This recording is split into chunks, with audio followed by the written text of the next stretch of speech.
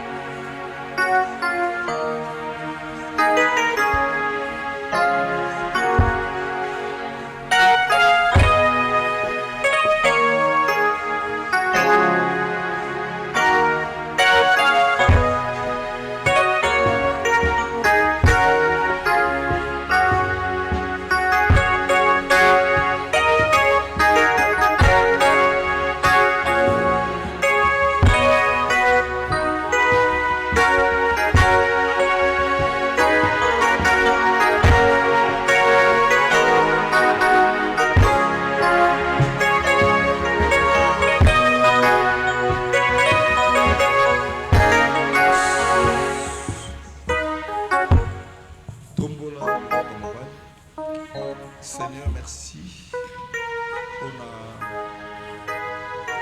pour le molimo na santo ekamba biso na nyonso tokosala awa ezala moyela bomoto te ezala mpe mai na makila te molimo na yo epesa biso vi mpe bomoi na nyonso tokosala longola mosika na biso baforce négative au nom puissant de Jésus. Amen. Amen. Je l'ai dans 1 Samuel.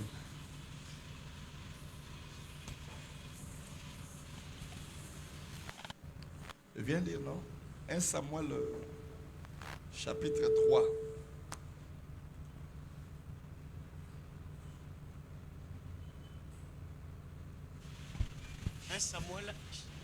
Un Samuel chapitre 3. Verset. Babani, verset 1. Verset 1. 1 Samuel chapitre 3 verset 1.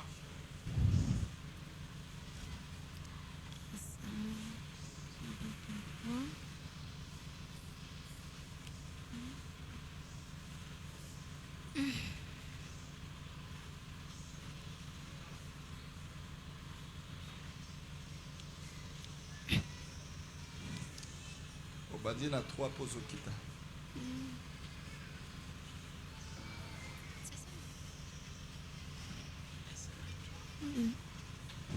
Un Samuel chapitre 3, au banni dans le verset 1er. 1 Samuel le chapitre 3, le verset 1er. Okay. Nous lisons la parole de Dieu au nom de Jésus. Amen. Le jeune Samuel était au service de l'Éternel devant Élie. La parole de l'Éternel était rare en ce temps-là. Les visions n'étaient plus fréquentes. Verset 2. En ce même temps, Élie, qui commençait à avoir les yeux troublés et ne pouvait plus voir, était couché à sa place. Verset 3. À la lampe de Dieu n'était pas encore éteinte, et Samuel était couché dans le temple de l'Éternel, où était l'arche de Dieu. Verset 4. Alors l'Éternel appela Samuel. Il répondit, me voici.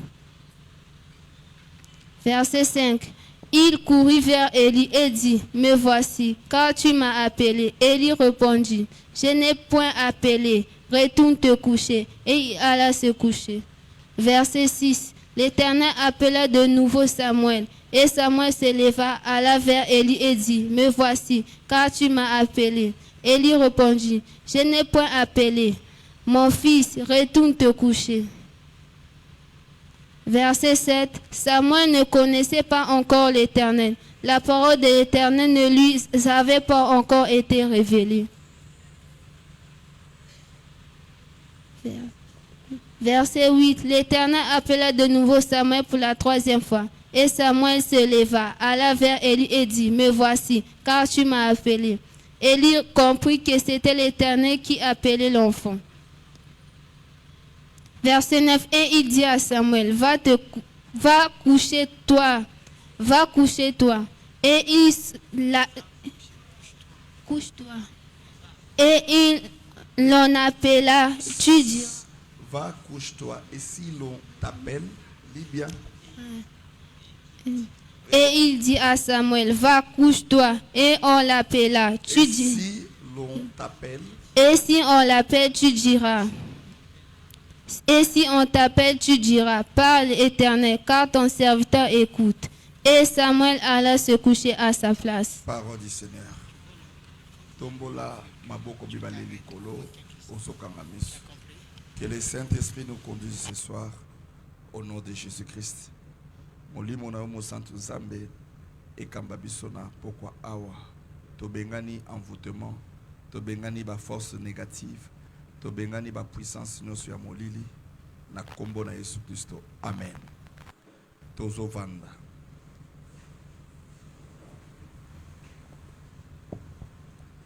Landanga malam.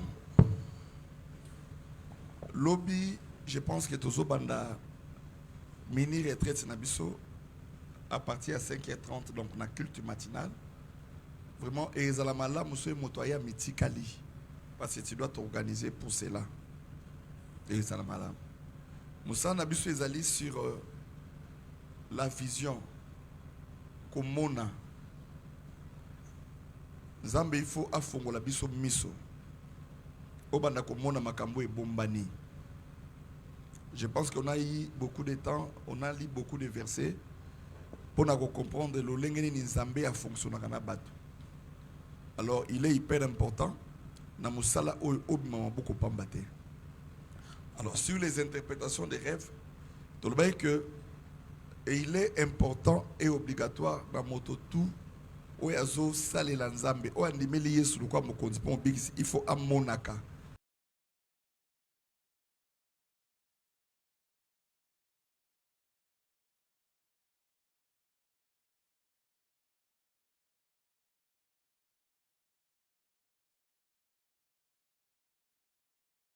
Tango tolalaka bapongi Zamba yaka kolobela biso ba apesaka biso ba avertissement ya makambo et bombana.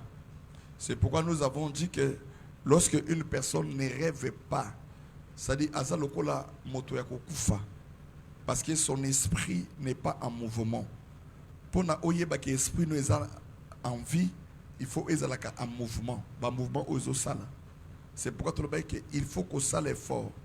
On remarque que banda ko nyonso oyo au bando senti que bando to n'est pas compliqué, c'est qu'il y a des mauvaises présences na katandako, na milliers. Parce que le songe est influencé par les milliers où la personne vit. Il y a un gros monde qui est Josué que tous les qui foulera les plantes de tes pieds, il faut payer sa mélaille. Donc il est hyper important qu'un enfant de Dieu ait la possession du millier, de l'endroit, de ton entourage. Mais si quand il faut dominer sur Yango. Alors, ça te permettra maintenant, non seulement Dieu commencera à t'utiliser pour voir les choses des autres. C'est que tu as maintenant une capacité supérieure, élevée, au avance. Ce qui fait la force d'un pays, c'est le service de renseignement. Ceux qui service à renseignement, sont faibles, faible. Alors, il faut cerveau na la makasi na service de renseignement, il y a tous les mouvements, il y a ma B. Ça va te permettre maintenant de bien gérer la situation et de bien prier. C'est pourquoi le diable fait en sorte que pour certains esprits faibles, au monde à une semaine, 2 jours, 1 mois, 2 mois à l'autate. Dans le bail, que au salaya mosala délivrance. C'est-à-dire que au l'église, la période où l'otaka ezara au sambele makashi. Mais ce au sala service en telle enseigne que l'ota etika la libela, etika la mode de vie. C'est-à-dire que ce que l'autre est un souci, là même. Pourquoi il y a l'autre?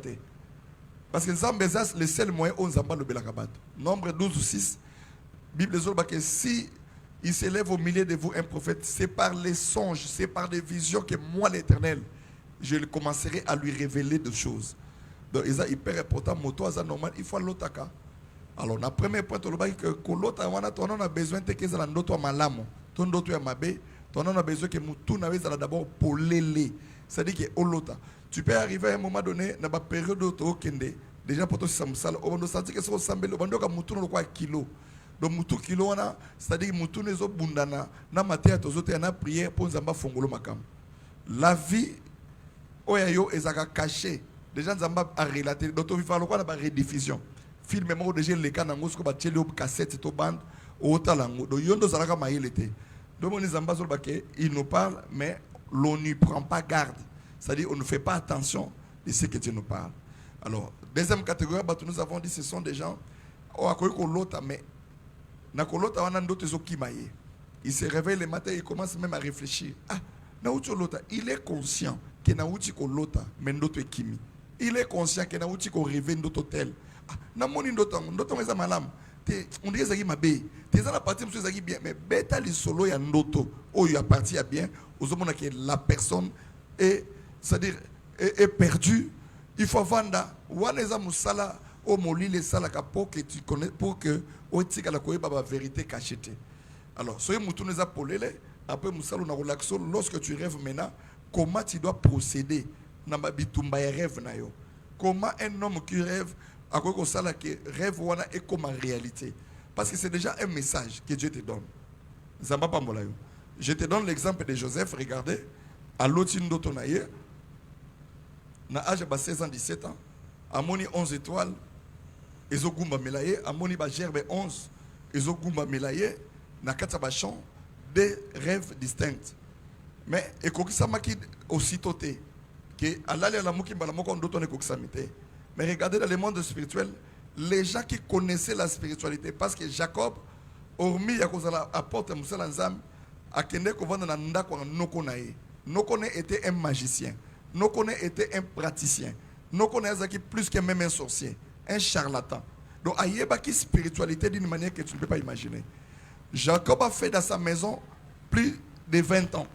Donc ayeko la ki na bonzambe na spiritualité et sika kendaki. Même bano ya botaki na famille wa kendaki bana na mosu bazaki na ba semence biente. Donc ayeba qui spiritualité et pas koko na bango. Famille maman na bango bayeba ki kindoki et pas Jacob bayeba ki bonzambe. Donc fusion ya koyeba spiritualité ya bunganga na fusion ya spiritualité ya malamu. Donc et c'est que bana na bayeba bandoto d'une manière que tu ne peux pas imaginer. Et comment est-ce que soyez ndeko na bango loti bayeba mo ah ndoto la kisibo ezabou. A redominer les colonnes abisso. Qu'est-ce que nous devons faire? Nous devons l'éliminer. La jalousie entre. Donc on doit comprendre que babandeko bundisa Joseph sans pour autant que ndoto wana ezwa formé. Sans pour autant que ndoto wana ezwa tabasine okokisama. Té. Joseph a aussi de l'autre côté, il est un chômeur, un petit avant dans la maison de son père. Bango moutozo gérer richesse à papa, mais bazo bakede chaque makambo to vivre. Et ça réalité ça oyazolota. Donc au cause de mbongo lelo, mais aux les plus malheureux. Samba pambolayo. Que Dieu bénisse quelqu'un. Et un dossier moko isolé à la télévision yani moninga moko baninga moko mi balé moka bomi moninga. Pona nini? Bakule sika moko bazaki na moninga tellement bazapi bakuli na ba famille moko modeste moko kuto o ba bomi moninga na papa na za sénateur. Donc baza na possibilité ma bomi moninga pourquoi parce que ba marché minene. Osomona moninga na ye bakola. C'est nous sommes dans un monde yo. Il est difficile de détecter que moto yo so la kano partager na ye ne bo suka na ye vie mobimba. Peut-être que vous avez plus grands ennemis à demain. C'est-à-dire nous sommes dans un monde où, si vous comprenez la spiritualité, on va méfier en abattu. On va dire que mingi na nzoto note. So moni moto comme ko vanda yemoko, c'est qu'il a compris le monde. Monde ko surprendre à n'importe quel moment. On va na mwasi to na mobali, vous sali 20 ans, 30 ans. Mais mon colmo est un jour, ceux vous avez destiné à vivre ensemble, de beaucoup kabouane. Beaucoup de na gendarmerie, beaucoup de dossier. Donc, pour la complication, on comprend comment mon kiliko fonctionne. Il faut zamber avant de collection ma cap d'avance. Donc c'est là 1 Samuel wana chapitre 3. Regarde. Na moi na bête histoire oyo. Na expliquer ma rêve. To katalelo mana zana besoin to zonga avant pour nous préparer journal l'autre. 1 Samuel chapitre 3. Regarde. Ana zo botate. Azu complication. Mais mon sambé. Cela ne veut pas dire que parce que toi tu pries, des complications qu'il y a dans la vie d'été. Toute chose ou tout problème qui vient dans nos vies. Et il y a kanabo mo inabiso pour na nzambe ayeba ko déterminer, ayeba ko peser foi na yo. Et na makamuso ko komela na vie na yo, nous se cause la rosité. Il y a certains combats que Dieu permet dans nos vies.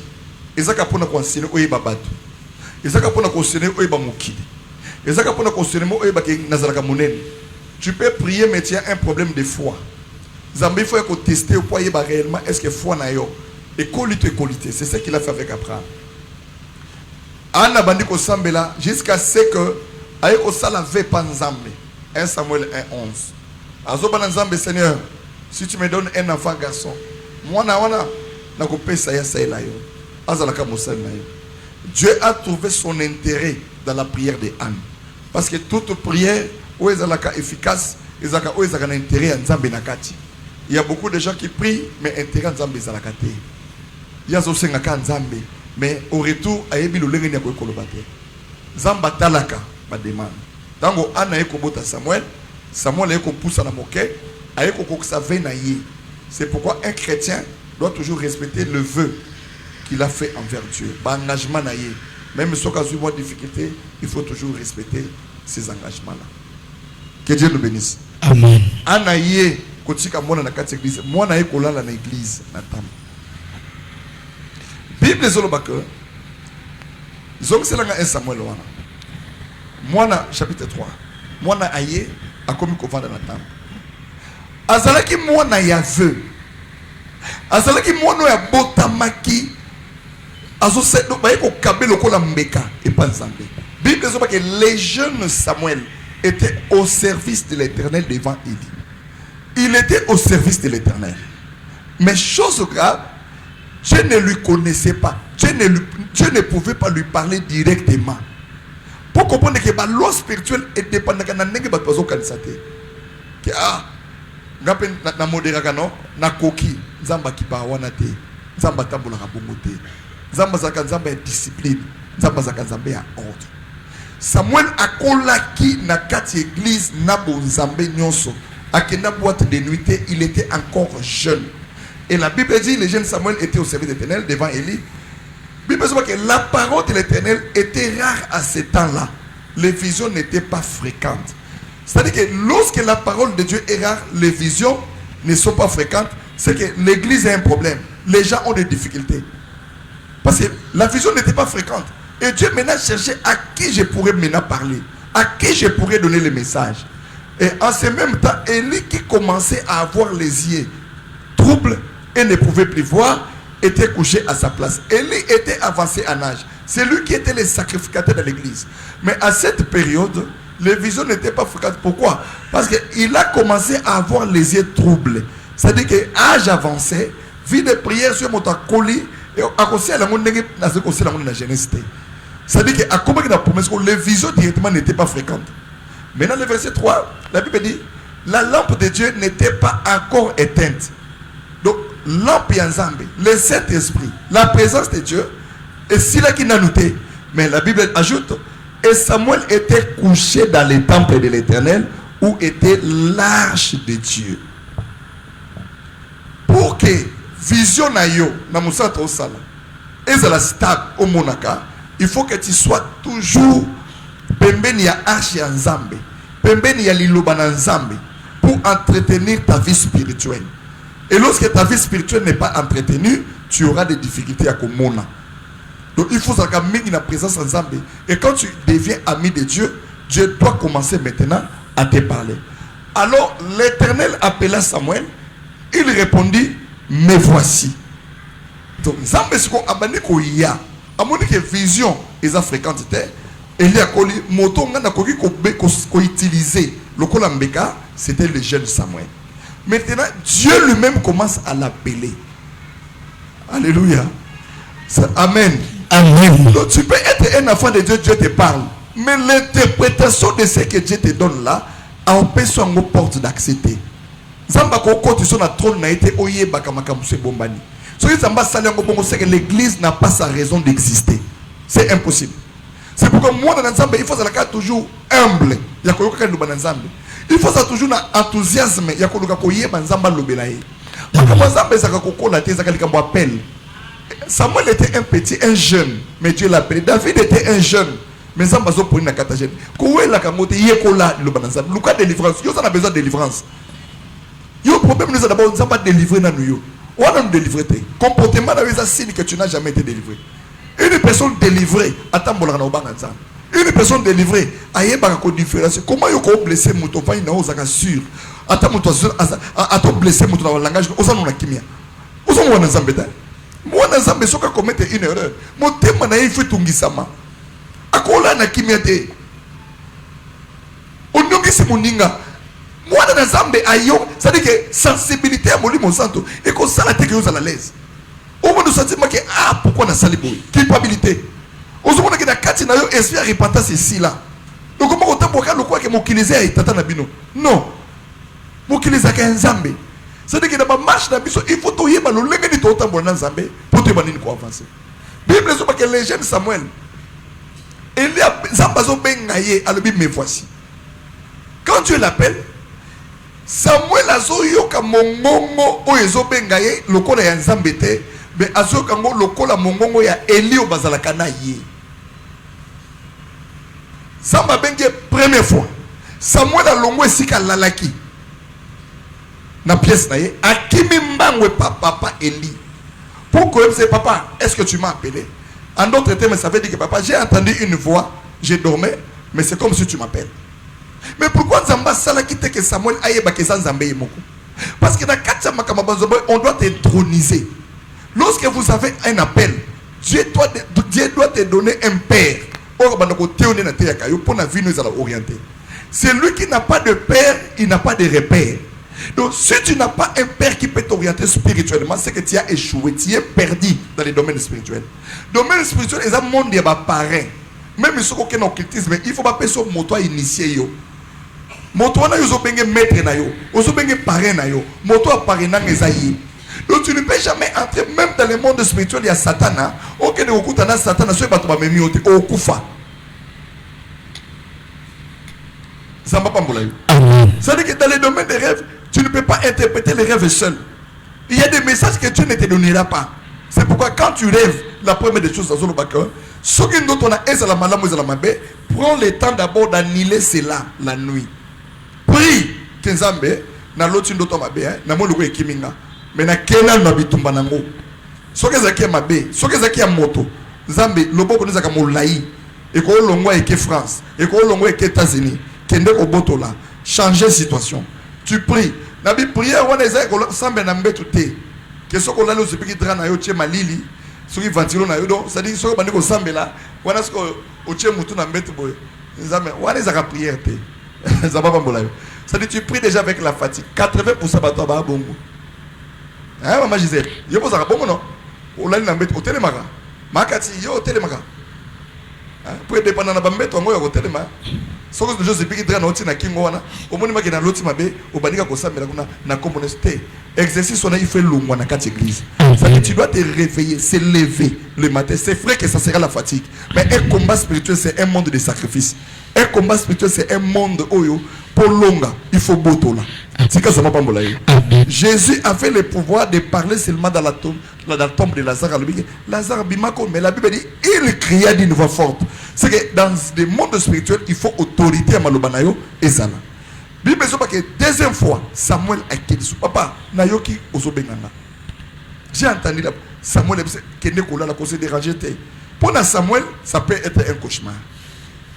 Mais pour Nzambe, il y a début de formation. Il y a son général vision à monter.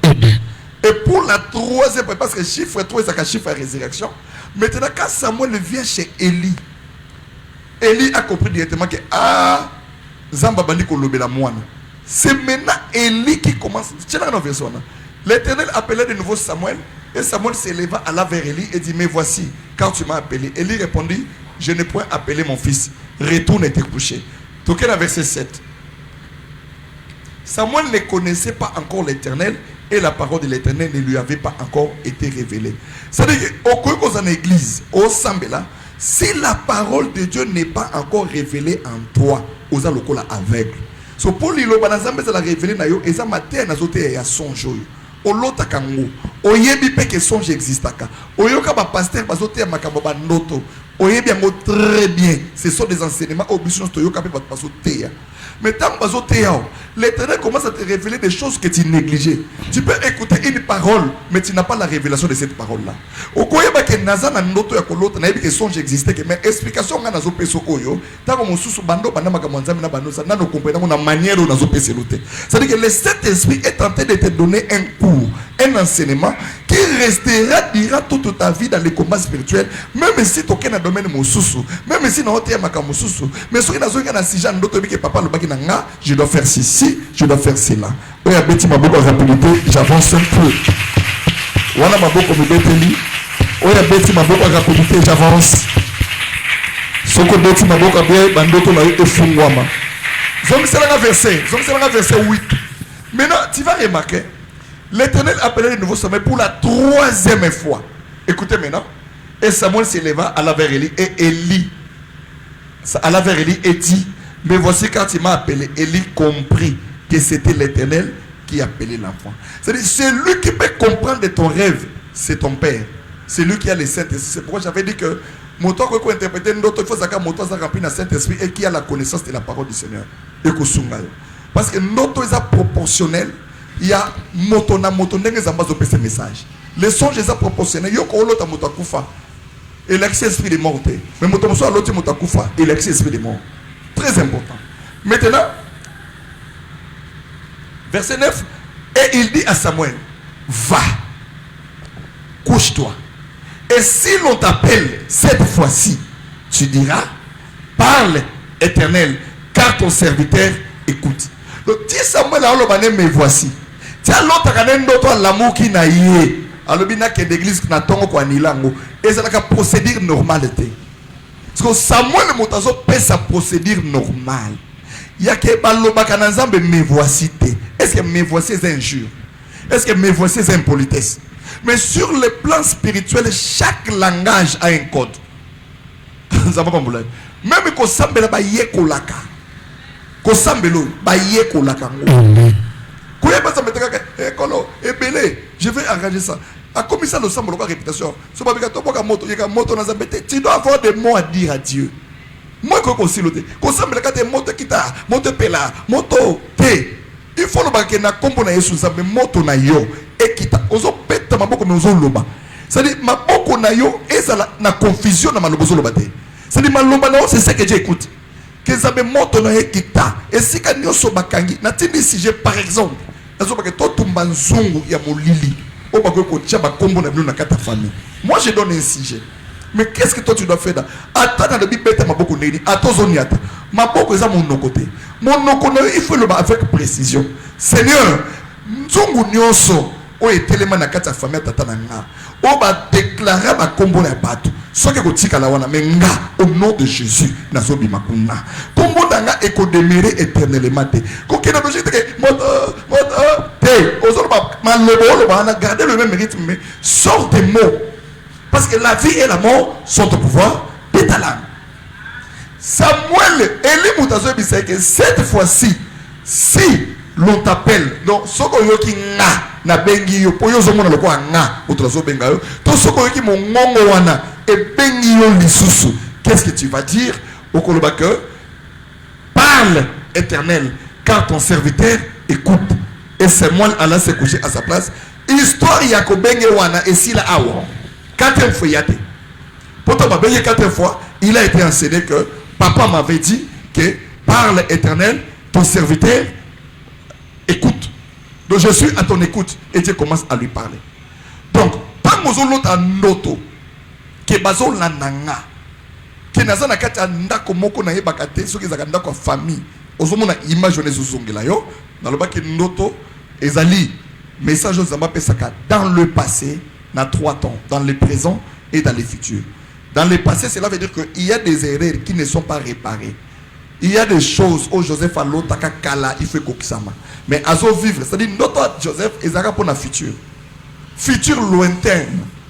Il y a pémenité. Futur proche, mais futur il y a mosika. Mais tala bitumbo yazui. Par exemple, et aujourd'hui, je vais parler de quelque chose.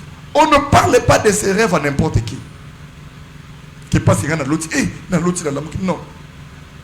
Le rêve, c'est une vie, c'est un secret.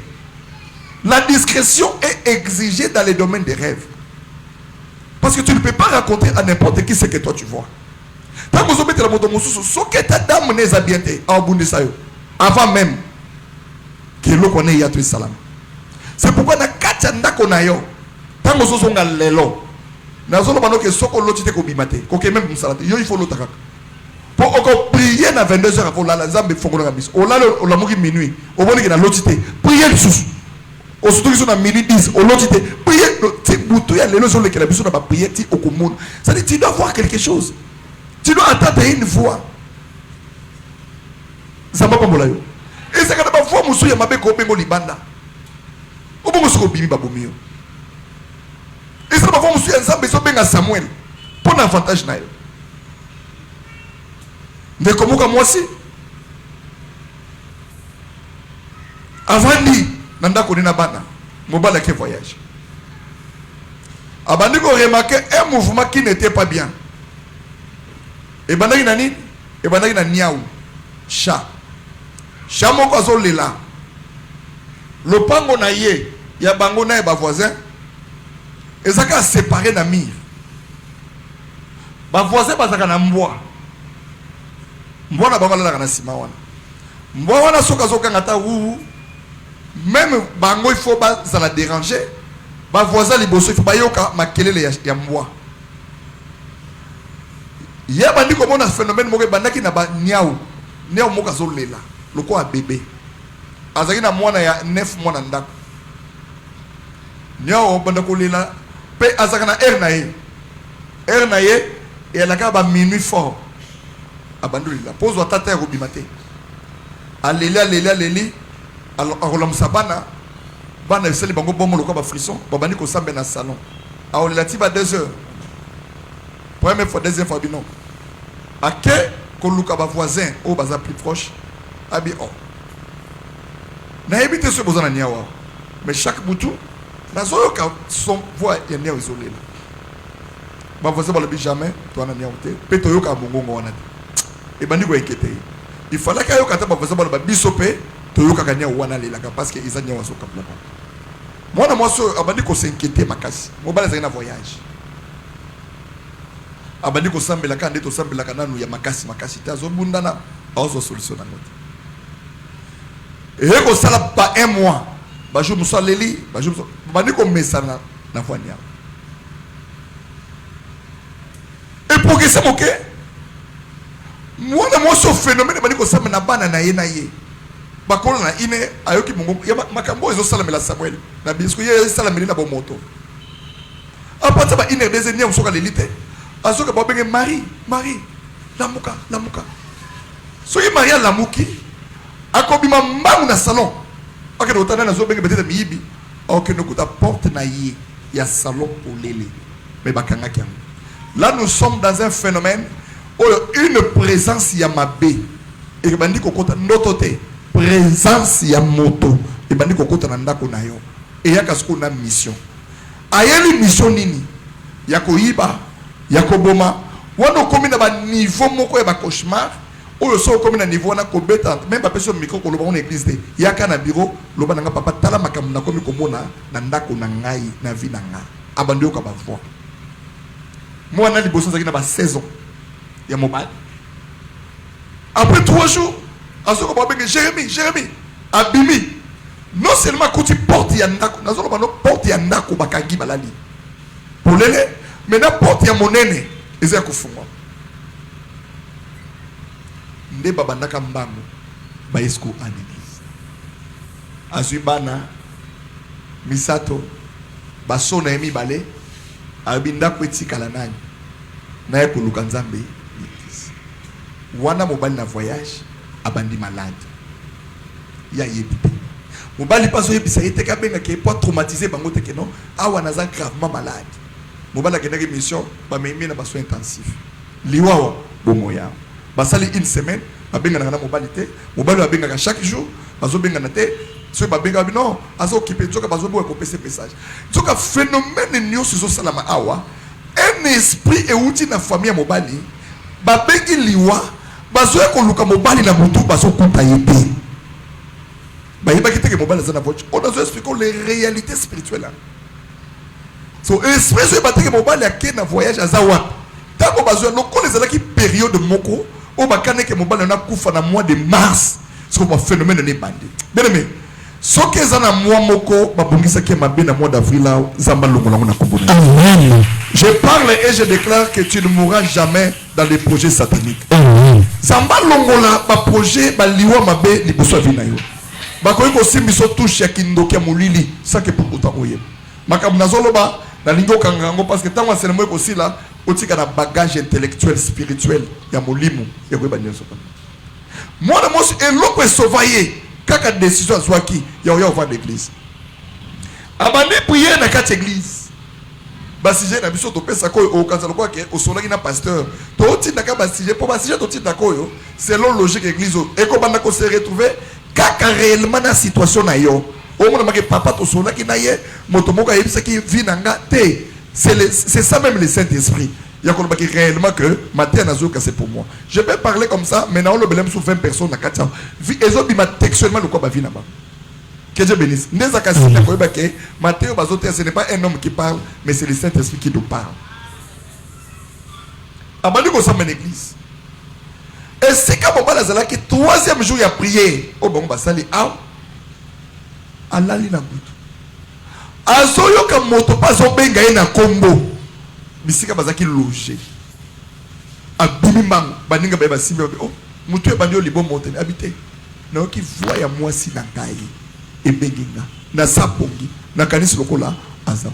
Comment toi tu peux m'expliquer le même phénomène qui s'est fait dans sa maison ici à Brazzaville et ça même phénomène où ils ont salé na Ouesso na Oyoto na village où il y a quelle mission. Mais il y a moi si babeti lani ma solo et ma cambo spiritualité. Ayebite que même moi ça dans la carte église. Bien aimé, nous sommes sortis de familles de sorciers. Mutu na yo eza trop cher. Étoile na yo ceux qui va quoi ici mutu na se monde a ténèbres ko la fête. Amen. Zamba permettre te bando ki ba beta maboko ke basuki si. Amen.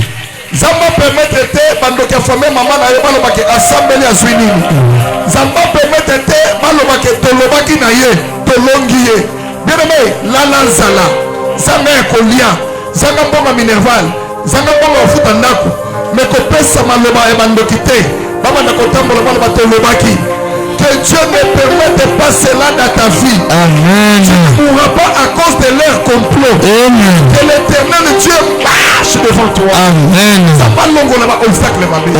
Liwa o utaki wapi bato ba utaki wapi ezala ki nini nakosambela na kati église nakosambela na kati église ndetaka bazosambela mwana mwasi oyo baprier demo moko bandi koloba kati na ye toyaki na mission biso tozoluka ye te toana problème na ye te toana problème na mobali na ye tout ce que je te dis que mbane ebimi na kati ya losambo tozoluka nde mobali na ye toye na ndako tomoni ye te soki mobali na bimi te ye akokufa na bana tolobi akokufa na bana te parce que libala eza lien sacré ya kindoki na bino te abala kina mobali abala na kindoki ya famille te aye ko bebisa makam na biso mobali na foto bien mais malobe lobi moi ça yebi te ke esprit ezolo maloba kati na ye tango prière esili mona moso avandi to bandi ko talise moko na moko alobi papa nde makam na zo mona mobali na ngandi nga makam bozambe te prière on est dans 6 cette fois-ci à ko changer bien le Seigneur to bandi ko sambela le même jour où les démons sont sortis le mari appelle à 16h que ah chérie na bosse de ko ebiso na boye ko ebiso ko na traumatiser te mais na zui batak moko awa ya bien te mais na bimi hôpital lelo musala lobi ke na songa na ko na soin na Brazzaville après 10 jours mobala yego songa moi ça zo bemba no pa akondi atika dia est-ce que oyo bazale ko traiter na voyage na ye ezalaki maladi badokter baza komona tension ezomata badokter bamona ke sucre mati badokter bamona ke aza na malaise bazodiagnostiquer quelque chose mais en réalité il y a une réclamation dans le monde des ténèbres. Eux ont réclamé mon salaire, santé, vie. Ce que l'on peut entendre dans la vie, ils ont beaucoup de Amen. Je forme au sorcier de ta famille là où tu vis. Que 3 jours au dans le lobby, Amen. Je forme à la personne qu'il faut le courir. Que l'imana wana ya mobali ya butu ezosila. Amen. Soki bakanaka bino nyonso na village zamba zokata basinga. Amen. Vina bino il faut ferwama. Amen. Bible sema que invoque-moi, je te répondrai, je te montrerai les choses qui sont cachées. Makambo oeshua ki na ngoya kobombana. Cette fois-ci qu'on choue la montée. Ça m'a pas au moment où je parle que tes yeux s'ouvrent de Jésus. Amen. Ça m'a l'ongolo m'a passé dans mon tour. La famille derrière maladie les amis de bomani derrière bitumbanayo complication d'imanayo qu'est-ce qui est caché derrière? S'il y a une main noire que le Dieu de mon père a la main noire wana au nom de Jésus. Est-ce qu'on peut essayer? Lève-toi.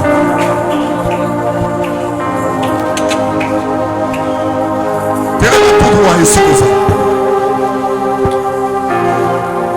Soit qui tchaka na yo, soit que ça qui tchaka te fongola maboko wana.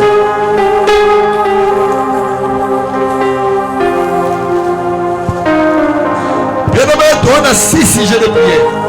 Donc on a 8 minutes à prière.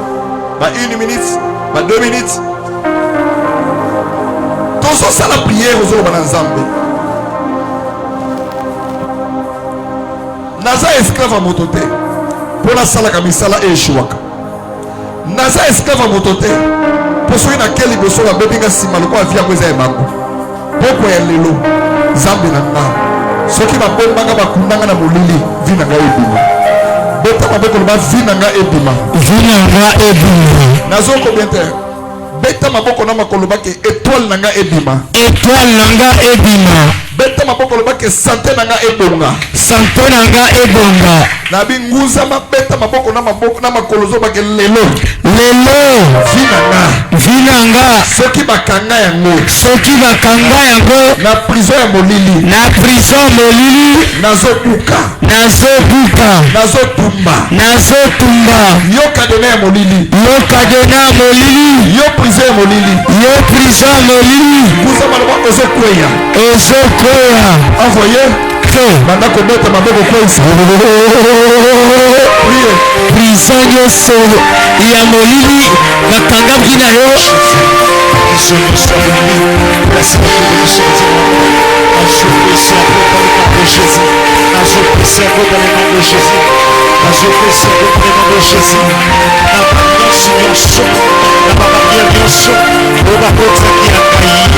Je retrouve à vous dans le nom de Jésus. Dans le nom de Jésus. Dans le nom de Jésus. Dans le nom de Jésus. Dans le nom de Jésus. Dans le nom de Jésus. Na kombo na Yesu. Na kombo na Yesu. Na kombo na Yesu. Na kombo na Yesu. Prison nyonso na kotisa yo. Prison nyonso ekanga bomoi na yo. Prison nyonso ebloka vi na yo. Yoso oyebisa na Nzambe. Dans le nom de Jésus. Dans le nom de Jésus. Dans le nom de Jésus. Dans le nom de Jésus. Dans le nom de Jésus. Dans le nom de Jésus. Dans le nom de Jésus. Na kombo na Yesu. Ozobima na prison.